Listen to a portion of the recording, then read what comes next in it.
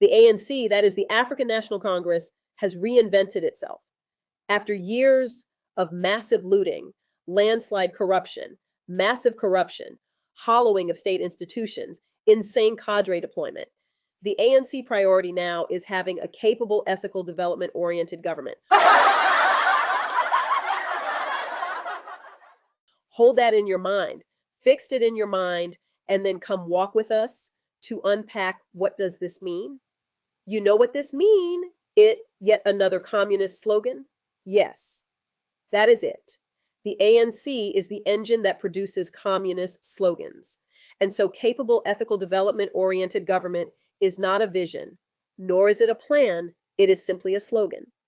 Let us look at this deeply. For the ANC, governance is theater. The performance is the point. They don't build, they brand, they don't lead, they stage. Their job is not to develop the nation, it's to develop slogans. Once a nice-sounding slogan is birthed, better life for all, Batu Pele, government by the people and for the people, New Dawn, Tuma Mina, ethical, capable, developmental state, they consider the work done. After that, it's back to the real mission: loot, cadre deployment, massive corruption. Repeat. The people, meanwhile, are given slogans in place of development. Senior government officials, endless conferences in luxury hotels in place of working for the people, round tables in place of running water. And when collapse arrives, a new slogan to cover the grave. This is not just political failure, it's fraud wrapped in policy language. State services hollowed out by cadre deployment, police stations without vehicles, clinics without medicine. The ANC cannot run a country. It cannot even run a city block. The slogan, ethical, capable, developmental state, is not a plan. It is a defensive public relations campaign designed to cover up the ruins of a broken nation. You don't become ethical after looting for 3 decades. You don't become capable after destroying every public utility. You don't become developmental while suffocating initiative. The ANC has had 30 years. That's more than enough time to prove intentions. And what they've proven is simple: seen a complete collapse of core state functions. ESCOM, a national disgrace. Load shedding is no longer temporary. It is embedded.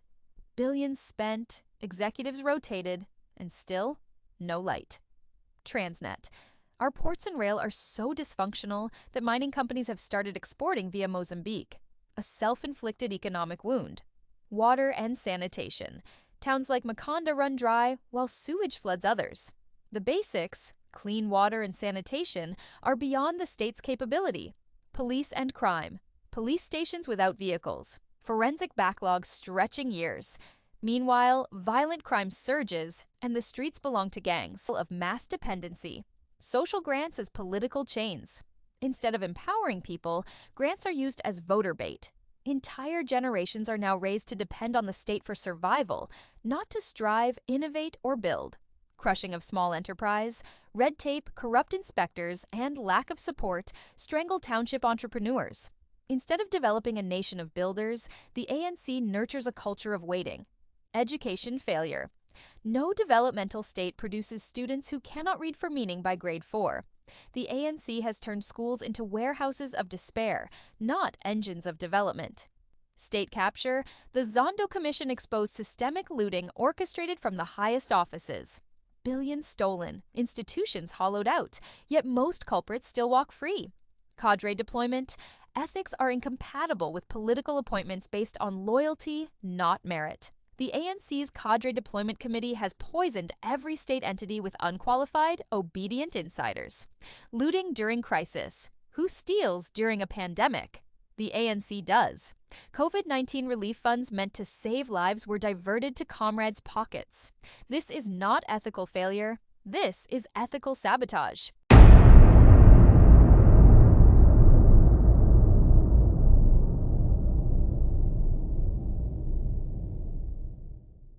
Final word. Let this be known. The developmental state does not develop people.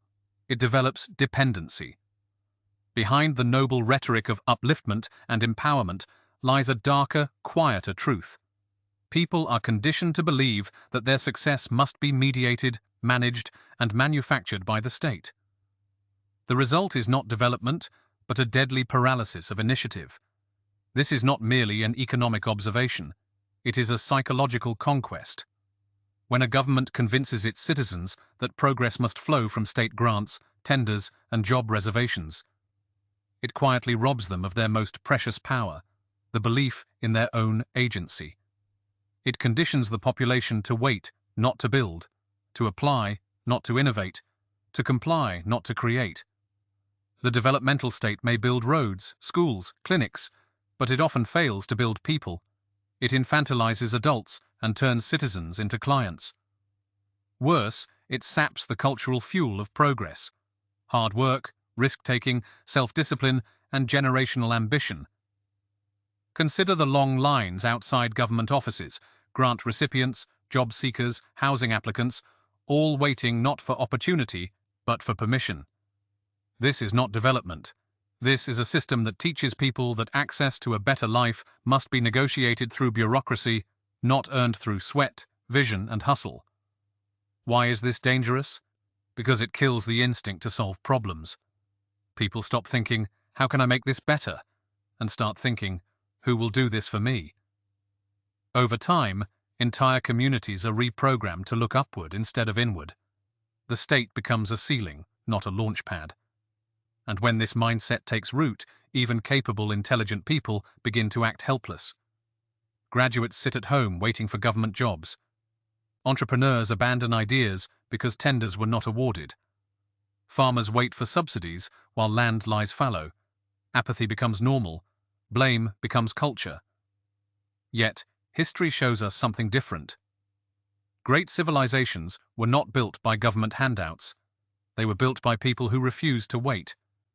The informal economy, backyard mechanics, home-based spaza shops, underground inventors, this is the true development. This is the raw power of people who take destiny into their own hands. A state can support this, or it can smother it. Sadly, many developmental states do the latter. Under the guise of social justice, they install a system of managed poverty, where everyone is equally deprived, equally dependent, and equally loyal to the hand that feeds. If we are to rise, we must reject the cult of dependency. We must unlearn the lie that greatness comes from grants and policies. We must return to the truth, that dignity is found in work, that progress is fueled by struggle, and that freedom is built not by what the state gives, but by what the individual does with their own two hands. A free society is one where success is not distributed, it is created. The developmental state has confused the two, and it's time we call it what it is, a factory of broken wings masquerading as a school of flight. And that is our viewpoint from here at the South African journey.